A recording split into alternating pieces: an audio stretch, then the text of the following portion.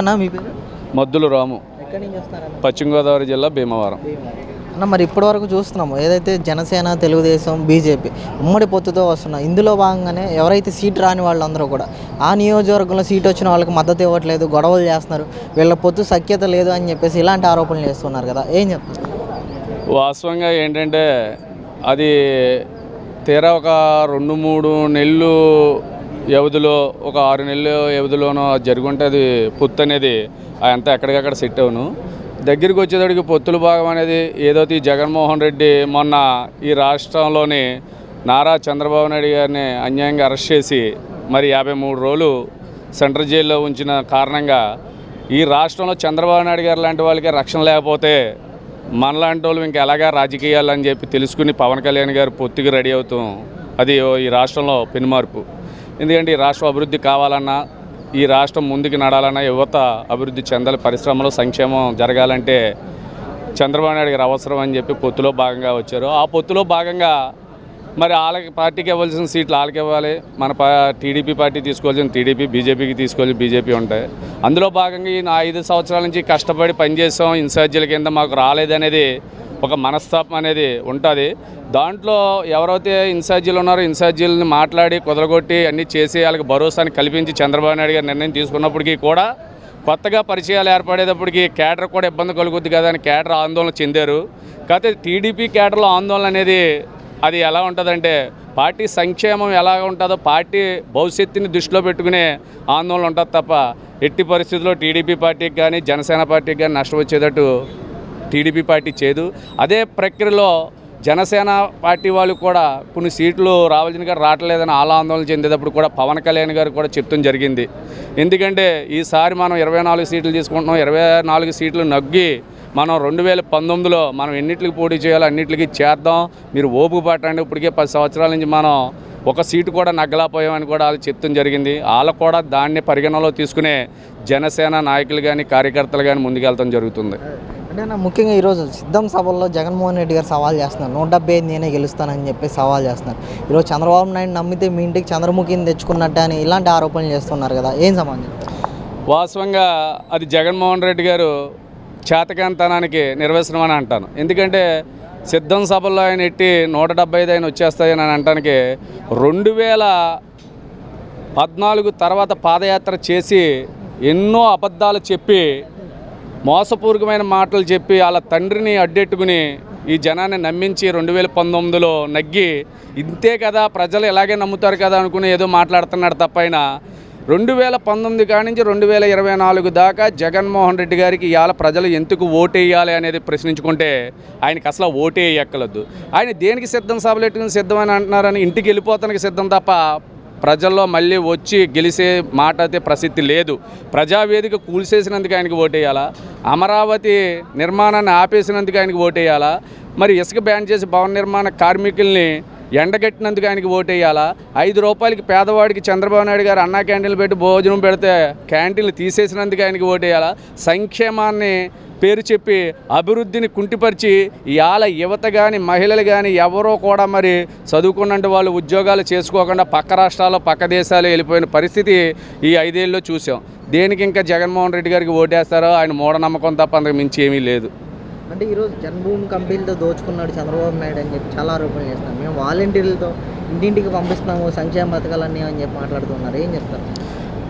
జన్మభూమి కమిటీలతో దోచుకున్నారు అని చెప్పి జగన్మోహన్ రెడ్డి గారు చెప్పేటప్పుడు మరి నిజంగా చెప్పాలంటే ఎంత దోచుకున్నారో బయట పెట్టాలి కదా. జన్మభూమి కమిటీలు అందరూ కూడా ఇక్కడే తిరుగుతున్నారు, లోకల్ పాలిటిక్స్లోనే అందరూ ప్రజల మధ్యలోనే ఉన్నారు. కాకపోతే దోచుకున్నారని ఆయన చెప్తుమే తప్ప దోచుకున్నది నిజమా కాదనేది ప్రజలకి తెలుసు. ఎందుకంటే ఇవాళ వాలంటరీ వ్యవస్థ పనిచేయంతనని అంటున్నారు. వాలంటరీ వ్యవస్థకి ప్రజాధనాన్ని 50 ఏళ్ళకి ఒక వాలంటరీని పెట్టి 5,000 రూపాయల నుంచి 8,000 రూపాయల శాలరీ ఖర్చు పెట్టి వాళ్ళకి అవసరమైతే నెలకి ఒక వాలంటరీకి వచ్చి వాళ్ళకి ఏ నిమిత్తంగా అయితే 15,000 ఖర్చు అవుతుంది. ఈ ప్రజాధనాన్ని పెట్టి రేషన్ సరుకులు అనగా పెన్షన్లు అయినా ఇంటికి పంపుతున్నారు.